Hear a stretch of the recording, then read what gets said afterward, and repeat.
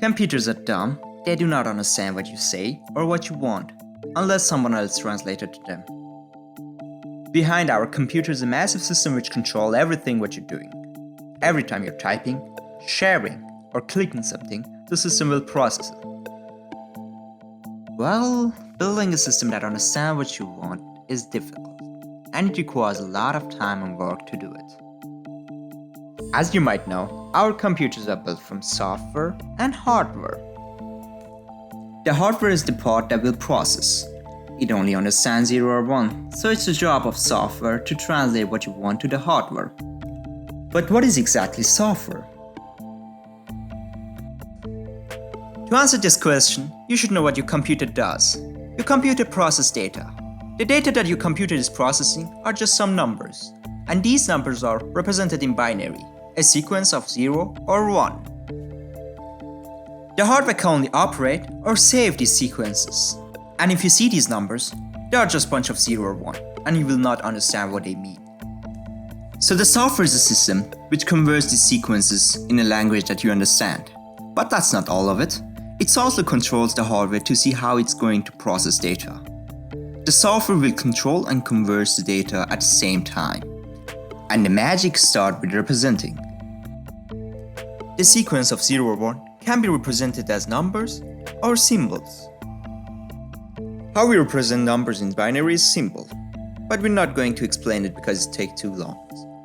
For representing symbols in binary, we can use data table. For example, ASCII. We use data table to decode information. The computers only understand 0 or 1, so we should represent alphabet and symbols in a number. For example, the uppercase A in ASCII is represented with number 65, and the lowercase a is represented with 97. So every time you tap on your keyboard, the symbol and the alphabet will be represented with a number, which allows your computer to understand what you're saying. So what is next? How software controls the processing of our data?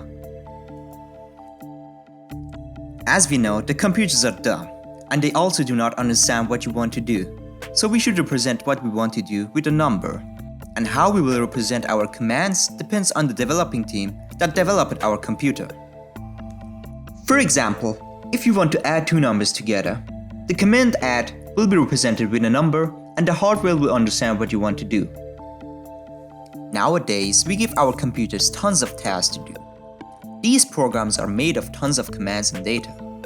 And if you want to decode the data and the command to the binary code, which your computer understands, then you will not understand what your computer is doing, because these numbers can go forever.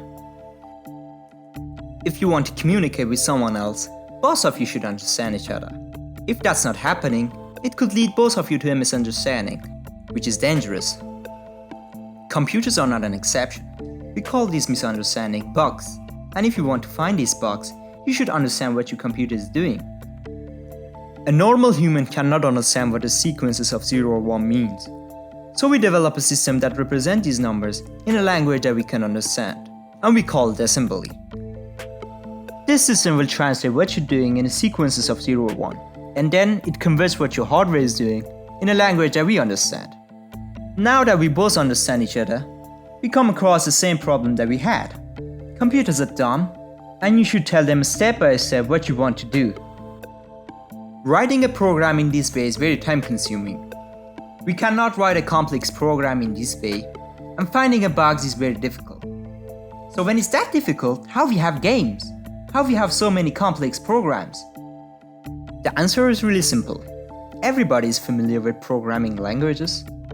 These languages are such as Python, Java, C, and etc. These languages build the logic of every program that we are using. We might not see them, but they are there. With these languages, you can write a very complex program, but the hardware will not understand it. And that's why we call these languages high-level programming languages. So if the computers cannot understand it, how they can run these programs? Well, there's a program which we call the compiler. This program translates everything in your program which you wrote it in the high-level programming languages in the assembly. And that is how the hardware can run the apps. In this way, we can write a lot of complex program and the hardware can run it without any problems. So behind the computer is a massive system which controls and translates everything in the language which your computer understands.